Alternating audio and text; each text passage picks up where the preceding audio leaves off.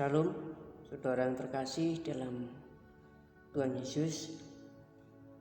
Mari kita mau belajar kembali untuk mengerti apa isi hati Tuhan, supaya kita bisa melakukan dalam kehidupan sehari-hari. Sebelum kita memulai pembelajaran Alkitab ini, kita mau berdoa dulu. Terima kasih Bapa, kami ucap syukur atas segala berkat kasih karunia-Mu yang besar dalam hidup kami Tuhan. Bimbing tuntun kami Tuhan dalam mengerti apa isi hati Kamu Tuhan. Beri kekuatan, beri kemampuan, beri hati yang baru, beri pikiran-pikiran seperti pikiran-Mu Tuhan, sehingga kami mampu melakukan dalam kehidupan ini Tuhan. Semuanya demi kemuliaan nama-Mu saja Tuhan. Tuhan, kuserahkan segala doa permohonan ini dalam kuasa-Mu, hanya di dalam nama Tuhan Yesus hamba-Mu berdoa. Amin. Ya, kita pada hari ini kita mau belajar mengerti apa yang Tuhan inginkan melalui Kisah Para Rasul pasal yang ke-11 ayat 19 sampai yang ke-30. Mari kita baca dulu. Barnabas dan Saulus ke Antiokhia. Sementara itu banyak saudara-saudara telah tersebar karena penganiayaan yang timbul sesudah Stefanus dihukum mati. Mereka tersebar sampai ke Fenisia, Siprus, dan Antiokhia. Namun mereka memberitakan Injil kepada orang Yahudi saja. Akan tetapi di antara mereka ada beberapa orang Siprus dan orang Kirene yang tiba di Antiokhia dan berkata-kata juga kepada orang-orang Yunani dan memberitakan Injil bahwa Yesus adalah Tuhan. Dan tangan Tuhan menyertai mereka, dan sejumlah besar orang menjadi percaya dan berbalik kepada Tuhan. Maka sampailah kabar tentang mereka itu kepada jemaat di Yerusalem. Lalu jemaat itu mengutus Barnabas ke Antiokhia. Setelah Barnabas datang dan melihat kasih karunia Allah, bersukacitalah ia menasihati mereka supaya mereka semua tetap setia kepada Tuhan. Karena Barnabas adalah orang baik, penuh dengan Roh Kudus dan iman. Sejumlah orang dibawa kepada Tuhan. Lalu pergilah Barnabas ke Tarsus untuk mencari Saulus. Dan setelah bertemu dengan dia, ia membawanya ke Antiokhia. Mereka tinggal bersama-sama dengan jemaat itu 1 tahun lamanya. Sambil mengajar banyak orang di Antiokhia, murid-murid itu untuk pertama kalinya disebut Kristen. Pada waktu itu datanglah beberapa nabi dari Yerusalem ke Antiokhia. Seorang dari mereka yang bernama Agabus bangkit, dan oleh kuasa Roh ia mengatakan bahwa seluruh dunia akan ditimpa bahaya kelaparan yang besar. Hal itu terjadi juga pada zaman Claudius. Lalu murid-murid memutuskan untuk mengumpulkan suatu sumbangan sesuai dengan kemampuan mereka masing-masing dan mengirimkannya kepada saudara-saudara yang diam di Yudea.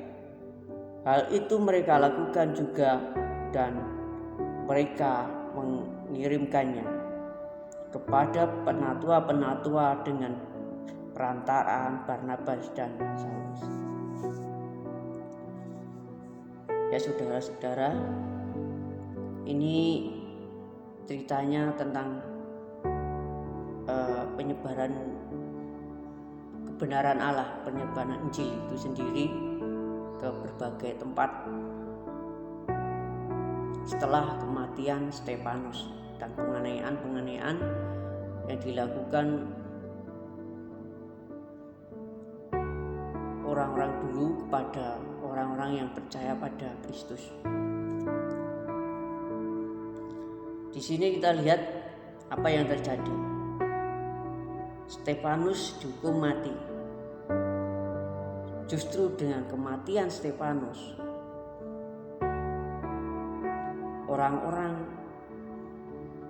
yang di sekeliling Stefanus itu tersebar. Dan apa yang terjadi? Banyak pemberitaan Injil, bahkan sampai ke Antioquia. Dan itu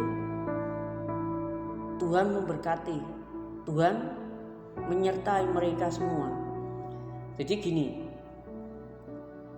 di dalam tekanan hidup kita jangan takut. Tuhan menyertai kita. Di mana kita dalam melayani Tuhan, banyak hal yang menekan kita, mengintimidasi kita. Tapi kita tidak boleh takut. Seperti yang terjadi di sini. Kematian Stefanus itu mengubah keadaan. Orang tidak takut, justru makin berani, makin serius dalam menyebarkan Injil, dalam mengabarkan tentang Tuhan Yesus. Di sini dikatakan di sini apa? Di ayat yang ke-19, pemberitaan Injil kepada orang-orang Yahudi saja. Terus yang ke ayat 20, akan tetapi di antara mereka ada beberapa orang yang Siprus dan orang Kirene yang tiba di Antioquia dan berkata-kata kepada orang-orang Yunani dan memberitakan Injil. Jadi bukan orang Yahudi saja, tapi di sini orang Yunani. Artinya apa? Injil itu diberitakan untuk semua orang. Injil itu diberitakan untuk bukan beberapa orang saja, tapi di sini banyak orang menerima pemberitaan Injil itu. Dalam konteks perikop ini ya orang Yahudi dan Yunani. Tapi yang terpenting adalah kematian Stefanus sebagai martir yang pertama setelah Tuhan Yesus naik ke surga. Stefanus dihukum mati karena dia menyebarkan nama Kristus, menyebarkan Injil lah, kalau kata-kata sekarang lebih tepatnya kita penginjilan. Tapi Stefanus tidak takut mati, bahkan dia ngomong jangan tangguhkan kesalahan itu pada mereka. Jadi justru dia mengampuni. Itu yang terjadi. Sehingga dengan kematian Stefanus ini, justru orang-orang di dalam Kristus semakin bergairah dalam menyebarkan Injil. Jadi kalau kita waktu pelayanan, dimanapun kita berada, kalau kita ada tekanan, justru jangan lemah. Kita semakin kuat, kita semakin kita semakin bergairah dalam apinya semakin menyala. Itu seperti yang terjadi pada orang-orang di sekitar Stefanus ini. Dia tidak takut, dia tidak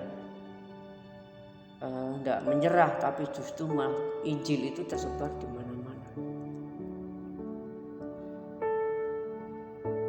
Yang kedua, kita mau baca di ayat yang ke-23. Setelah Barnabas datang dan melihat kasih karunia Allah, bersukacitalah ia.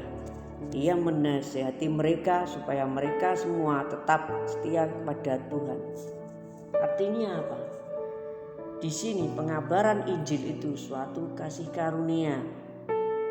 Jadi kalau kita bisa memberitakan Injil berpulau-pulau, di kota, dimanapun berada, bahkan sampai ke luar negeri, itu suatu kasih karunia. Bukan karena kegagahan kita, bukan karena kemampuan kita, itu semata kasih karunia Tuhan. Jadi kita dalam pelayanan itu kita harus benar-benar melakukan. Karena apa?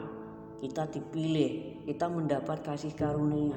Jangan sampai kasih karunia yang Tuhan berikan kita sia-siakan. Kalau di dalam perikop ini apa? Pemberitaan Injil, pemberitaan nama Tuhan, buah kasih karunia. Tanpa kasih karunia kita tidak bisa berbuat apa-apa. Jadi kalau kita dapat pelayanan, harusnya kita semangat, harusnya lebih kuat. Jangan sampai justru kita malah menghindari dari pelayanan-pelayanan itu. Inginnya jadi enaknya aja ya, jadi jemaat yang datang pulang gitu aja, nggak tahu tugas-tugas kita sebagai anak-anak Allah itu di dalam dunia ini. Kita harus semangat. Jadi yang pertama tadi apa? Dengan kematian Stefanus itu justru berkobar-kobar apinya para orang-orang dahulu yang di sekitar Stefanus itu. Untuk apa? Mewartakan Injil Kristus. Jadi kematian itu tidak membuat mereka takut, karena Allah menyertai, karena Allah melindungi. Dia tahu punya Allah yang lebih besar dari masalahnya, ketakutannya.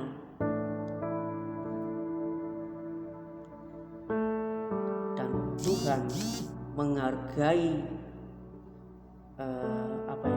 pengorbanan anak-anaknya.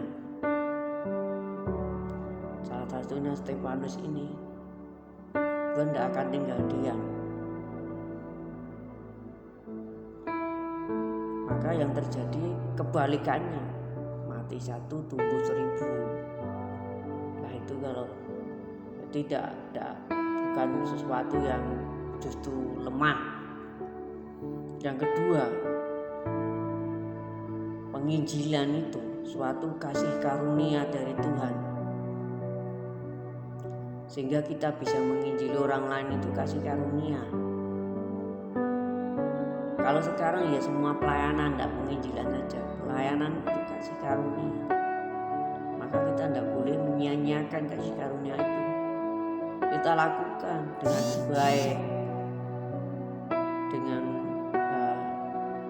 sepenuhnya, tanpa ada paksaan. Kita harus benar-benar melayani Tuhan.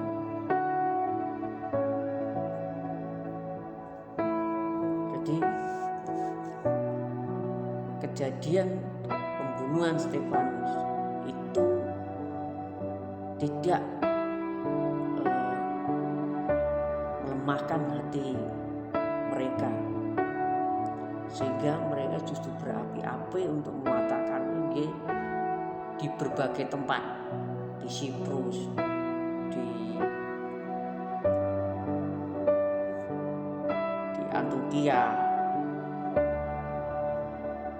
banyak lagi di Yudea. Jadi kalau kita pelayanan, jangan menyia-nyiakan pelayanan itu. Itu sebuah kasih karunia,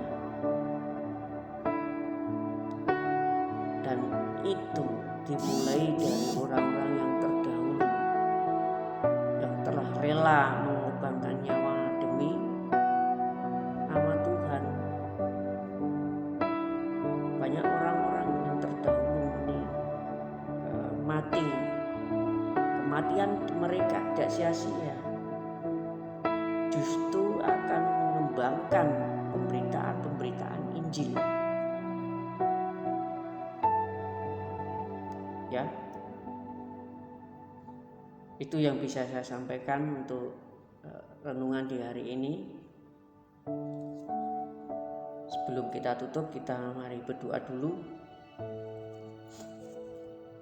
agar Tuhan menyertai kita dalam pelayanan kita, dalam kita mewartakan Injil-Injil di pulau-pulau maupun di mana kita berada. Mari kita berdoa dulu. Terima kasih Bapa, kami ucap syukur Tuhan. Betapa besarnya Engkau Tuhan, sehingga Engkau mengasihi kami, mengasihi karuniakan kami pelayanan-pelayanan yang begitu luar biasa Tuhan, sehingga kami bisa melayani Engkau kemana saja kami pergi Tuhan, untuk mengatakan kebesaran nama-Mu Tuhan,